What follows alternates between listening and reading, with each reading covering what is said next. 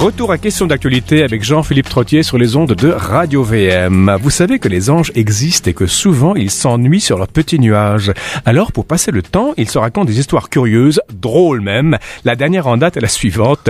2 anges discutent des dernières nouvelles et le premier s'exclame devant l'autre. Sais-tu que Dieu vient d'inventer une nouvelle maladie? Non, laquelle? La vie! Il paraît même qu'on en meurt. En 2 mots, vivre tue.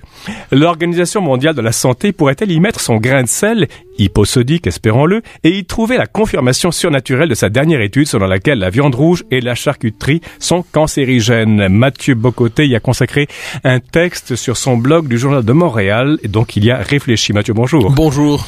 Alors, je crois que vous aimez la charcuterie et la viande rouge, non? Oui, sans aucun doute, comme bien les gens. Mais ce que je n'aime pas toutefois, c'est l'espèce de puritanisme hygiénique qui nous vient de l'OMS dans les circonstances, l'Organisation mondiale de la santé, et qui, sous prétexte de nous donner de bons conseils d'alimentation ou de bons conseils de santé, nous sommes toujours preneurs, en vient à développer une conception de l'être humain de plus en plus étouffante, de plus en plus resserrée, je dirais. Pour le dire ainsi, j'ai eu l'impression, quand j'ai vu ces nouvelles, c'était encore une fois la politique en sarrau, c'est-à-dire des gens à l'OMS et normalement dans les directions de santé publique ont le rêve suivant. Placer l'homme sous une cloche de verre, réussir à contrôler tout ce qui entre en lui, tout ce qui peut en sortir, et lui assurer une existence jusqu'à 250 ans sans problème, sans cancer certainement, sans maladie, mais aussi sans bonheur, sans joie, sans passion, sans transgression, sans élan de colère, sans moment d'emportement, une existence finalement beige et étouffante. C'est le type de discours porté par les gens de l'OMS. Mathieu Bocoté, on peut quand même être heureux, accompli, connaître la plénitude avec en sécurité. Oui, bien évidemment. Il faut pas quand même être sous les bombes, manger de la malbouffe tout le temps. Mais personne ne souhaite vivre sous les bombes et je ne fais pas ici le plaidoyer de la malbouffe. Je dis que cette tendance de plus en plus forte chez appelons ça des idéologues de la santé publique, donc au nom de la santé publique, de vouloir contrôler de manière maximale toutes les données de notre environnement et présenter finalement chacun des plaisirs qui existent dans l'existence comme une mine potentielle sur laquelle on pourrait marcher. Vous, devant le micro, vous pouvez peut-être vous accrocher un œil par accident dans un fil et l'œil est crevé, ça fait une hémorragie et puis vous pouvez mourir à la limite. Voilà pourquoi j'ai dit dans mon papier vivre tue. C'est-à-dire si on comprend bien ce que nous disent les gens de l'OMS, il faut avoir une existence de plus en plus balisée, étouffée, purifiée. Hein. Il y a une quête de pureté là-dedans qui est assez étonnante. Et on culpabilise aussi le commun des mortels de ne pas suivre chacune des consignes contenues dans ce genre de guide. Est-ce qu'on peut faire un parallèle entre votre critique qui est fréquente d'un gouvernement par les juges, cette fois-ci la gestion de la santé par des experts, c'est-à-dire qu'on est toujours pris par des experts en météorologie, en économie, en politique, en n'importe quoi, qui nous disent comment faire, comment penser, comment vivre. Mais est-ce que pour tout ça, c'est symptomatique d'un même mal? Je crois que c'est d'une même logique, c'est-à-dire c'est le refus du sens commun, c'est le refus de la liberté. Nous savons tous que mieux vaut ne pas boire une bouteille de vin par soir et encore moins 2. Nous savons... Sauf si c'est un Pouilly-Fuissé. Bon, d'accord, mais alors là, vous n'aurez pas les moyens de vous l'offrir chaque soir, sauf exception. Même un fils d'ambassadeur ne le pourrait. C'est pour ça qu'on est amis, vous avez de l'argent, vous. Alors, tout le monde sait très bien que mieux vaut ne pas manger de la charcuterie matin, midi, soir, chaque jour de la semaine. Tout le monde sait très bien qu'on peut pas avaler un gâteau chaque jour. Tout le monde sait ça. Mais une fois qu'on sait cette chose-là, est-ce qu'il est permis de dire... Il n'est pas interdit, par ailleurs, de transgresser les règles de temps en temps sous le signe de la fête, sous le signe du plaisir. La question étant, de temps en temps, c'est tous les 2 jours, tous les 7 jours, tous les 30 jours? 2 choses. Premièrement, le de temps en temps est bon pour le commun des mortels. J'en suis, vous en êtes. C'est-à-dire le fait que la plupart du temps, on essaie d'avoir une existence assez réglée et de temps en temps, on se permet quelques excès qui donnent du piment, de la joie à l'existence. Notamment vos chroniques à Radio VM. Ça, c'est un piment pour vous. Ça, c'est la transgression absolue. Une fois par semaine, pas plus. Hein, mais on va sinon, parler ce serait au docteur. Trop. mais cela dit... Oui.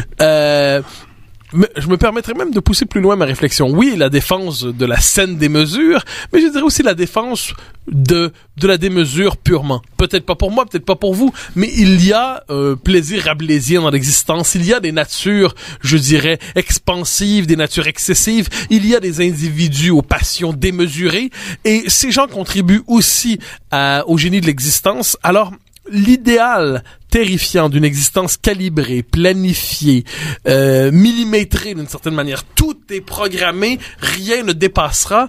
J'ai l'impression qu'effectivement, c'est une existence sous le signe des experts qui, eux, savent ce qui est bon pour nous et qui ont presque un discours rédempteur, soit dit en passant. Rédempteur. C'est-à-dire, voilà, vous pêchez dans un univers terrible, rempli de plaisirs coupables, mais si vous vous convertissez à notre régime, pour le dire ainsi, en tous les sens du terme, alors vous serez sauvés et vous vivrez vieux et en santé. Dieu a disparu de l'espace public, c'est la santé qui l'a remplacé? C'est ce que je disais dans le papier, et j'ajouterais une chose.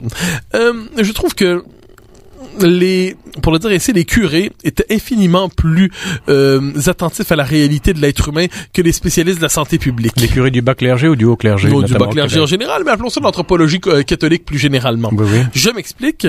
Aujourd'hui, il y a cette vision presque protestante qui consiste à dire nous vivons toujours sous le signe de la possibilité donc du péché. Il n'y a pas de rédemption possible. On doit toujours se contrôler, une forme d'inhibition constante pour être parfait. C'est un peu ce qu'on nous présente. De l'autre côté, quand je parle d'anthropologie catholique, j'ai au cœur de l'anthropologie catholique, il y a quand même d'abord la figure du pécheur et ensuite la figure du pardon. C'est-à-dire, j'ai toujours été fasciné, bien que je l'interprète à ma manière, par la figure de la confession. C'est-à-dire, qu'est-ce que ça nous dit? Ça nous dit, en gros, chaque semaine, on peut s'attendre à ce que l'être humain soit un être humain. C'est-à-dire qu'il pêche. L'être humain, qu'on le veuille ou non, va faire des choses qui ne sont pas selon la morale. Il va se confesser, mais il faut que la confession soit représente un repentir sincère. Bien sûr, parce que s'il se confesse pour remanger de la charcuterie le lundi... Je comprends bien, mais ce que je veux dire par là, c'est qu'il y a cette idée, par le fait qu'il y a la figure de la confession, si on y porte un peu attention, elle est présente assez régulièrement. Ça veut dire qu'on sait que même si l'homme est sincère dans son repentir, il va pécher à nouveau parce qu'il est ainsi fait. Parce que l'homme n'est pas parfait, parce que l'homme n'est pas un dieu. L'homme n'est pas Dieu, l'homme n'a pas cette pureté, il est traversé par mille et une passions, alors justement, quelques-unes bonnes et d'autres mauvaises. Donc, je dis que, d'une certaine manière, ce que j'appelle l'anthropologie catholique était infiniment plus attentive à la complexité de l'âme humaine que ceux qui, aujourd'hui, se présentent avec un sarrau blanc pour nous sauver. L'homme n'est pas un dieu, vous dites. Est-ce que, justement, nos experts veulent faire de l'homme un dieu? En fait, eux se prennent quelquefois pour des dieux, je crois. C'est-à-dire, c'est un peu au cœur de l'imaginaire scientiste, ils croient de plus en plus élucider les procédures, les processus, les moyens pour fabriquer une existence parfaite, délivrée de ces différentes aspérités. Et d'une certaine manière, leur rêve, c'est quand même créer un jour un être humain en laboratoire, délivré de toutes les scories de la création. J'ai quant à moi un attachement sincère et profond à l'être humain dans sa complexité, dans ses grandeurs et ses misères, dans sa noblesse et sa bassesse, dans son désir quelquefois d'ascétisme, dans son plaisir rabelaisien. Il faut aimer l'être humain tel qu'il est dans cette infinie complexité et il faut se garder des docteurs en sarrau, des médecins à majuscules qui prétendent justement organiser la société selon leur bon savoir. Nous avons besoin d'eux pour nous soigner, mais qu'ils nous laissent quand même vivre. Vous avez certainement lu 20 fois au moins, Mathieu Bock-Côté, Le Misanthrope de Molière. Ah oui, j'aime beaucoup. Alceste, c'est le misanthrope, n'est-ce pas, qui représente beaucoup de monde ici-bas. Et son meilleur ami, c'est Philinte. Bien sûr. Et Philinte lui dit à un moment donné, parce qu'Alceste se fâche contre tout le monde, parce que tout le monde a une verrue morale, ci et ça, notamment Célimène. Philinte dit à Alceste, la parfaite raison fuit toute extrémité et veut que l'on soit sage avec sobriété. Oui, c'est formidable, c'est formidablement bien, sagement sage, quoi. Mais c'est formidablement dit. Et j'ajouterais une chose à cela, si on peut ajouter quelque chose à Molière, c'est que il y a un idéal légitime de modération qui vient de très loin et qu'on doit s'approprier d'une manière ou de l'autre. Et que les Grecs appelaient panmétron, de la mesure en toute chose. Mais il y a aussi, je crois, au cœur de l'homme, au cœur du cœur humain, la tentation d'une liberté qui ne se laisse pas enfermer dans les codes extérieurs qu'on lui impose, et de temps en temps, la transgression est ce grand moment de liberté par lequel on se soustrait à la bonne mesure et on se livre simplement, débauche de plaisir, débauche de ce que vous voulez. Et quand on regarde le discours contemporain, l'idéologie dominante, qu'on comprend bien, culpabilise les plaisirs liés à l'alcool, culpabilise la fumée, la cigarette, le sexe, la nourriture. En dernière instance, on se demandera bien qu'est-ce qui va nous rester sinon le plaisir subtil de la luzerne. Alors, avec ou sans sel? Oh, je devine sans sel, hein. Le sel, c'est terrifiant.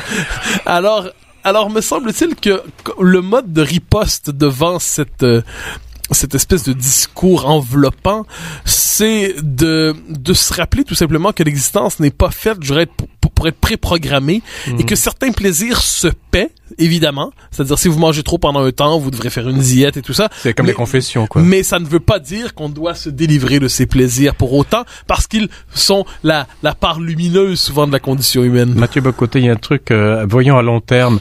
Si l'existence est de plus en plus balisée par ce que nous disent nos experts en différentes matières, la seule réaction possible, à un moment donné, sera de tout foutre en l'air, pardonnez-moi la vulgarité, et ça va être, comme on ne sait plus ce que c'est que la débauche, puisque tout est condamnable, tout est condamnable, et finalement, tout est justifiable. Alors, à l'inverse. Vous me permettrez de vous référer à un film qui, heureusement, n'est pas passé à l'histoire. La Grande Bouffe. Non, Demolition Man. Okay. Oui, je m'en doutais bien. Alors, avec Sylvester Stallone, ça date de la fin des années 90, je n'y avais pas pensé jusqu'à il y a quelques secondes. Et dans ce film, on nous présente une société qui est à peu près, c'est de la côte ouest américaine, une société parfaitement hygiénique, une société, la société du bonheur hygiénique, appelons ça comme ça, une société presque faite en laboratoire où tout est beau, rien ne dépasse, comme tout chez est Aldous lisse. Huxley. Oui, et inversement, dans cette société vivent dans les catacombes de nouvelles catacombes où des gens vivent dans la transgression pure. Ils recherchent la viande, l'alcool, la charcuterie, la charcuterie salée devient la figure de la dissidence politique. Et alors là, je dirais de manière, c'est un peu de manière imagée, mais dans une société où tout est encadré par les règles hygiéniques de nos experts en sarreau, mais la réponse, nous dit ce film, c'est justement la protestation par la débauche permanente. Exact. Me semble-t-il qu'il est possible d'aimer l'être humain davantage un mélange de tout cela, une aspiration à la mesure, le sentiment qu'on ne pourra pas toujours s'y soumettre, le plaisir qu'il y a à pêcher de temps en temps, ou à tout le moins à s'adonner aux différents plaisirs disponibles, la nécessité toutefois de ne pas y aller tous les jours, et la reconnaissance toutefois du fait que certains individus ne sont pas faits pour cette saine mesure, et que ça donne quelquefois, ça peut donner des débauchés absolus, mais ça peut aussi donner des hommes de génie. Les poètes, les musiciens, et Winston Churchill. Mais tout à fait, qui buvait, je crois tous les matins, il buvait sa bouteille de whisky et il arrivait au Parlement à midi complètement ivre, mais fonctionnel. Alors, vous voyez, c'est une image assez charmante. C'est-à-dire, j'ai l'impression aujourd'hui qu'un homme comme Churchill, serait sous contrôle médical permanent. Mais oui, vous avez raison de dire aussi certains grands poètes, certains grands écrivains, certains philosophes aussi, on pourrait dire. Je crois aux vertus créatrices d'une certaine démesure aussi. Tant que c'est une minorité. Bien sûr, évidemment, si c'est le cas de tout le monde, la société explose. Mais je m'interdirais de fustiger ces quelques éléments transgressifs qui ne peuvent vivre dans la norme, et c'est paradoxal, rendre la norme possible en la transgressant et élargissent toutefois nos espaces de liberté pour ceux qui ne sont pas faits pour elle. En fait, la norme et la marge entretiennent un rapport assez mystérieux, en fait. En fait, ce sont deux notions indispensables qui ne sont plus comprises par le monde contemporain. Le monde contemporain dit il n'y a que des minorités sans normes. Ou alors la norme, c'est la figure archaïque de l'homme blanc hétérosexuel terrifiant, dominant, dont on doit se méfier. Bon.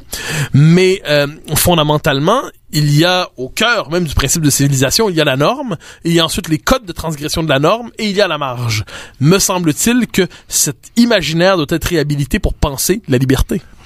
Il y a une question dans, je crois que c'est un mot que vous utilisez dans votre texte, dans votre blog du Journal de Montréal, Mathieu Bock-Côté, sens commun ou bon sens. Le mot sens, c'est polysémique, c'est-à-dire qu'il y a beaucoup de sens au mot sens, justement, et on parle de...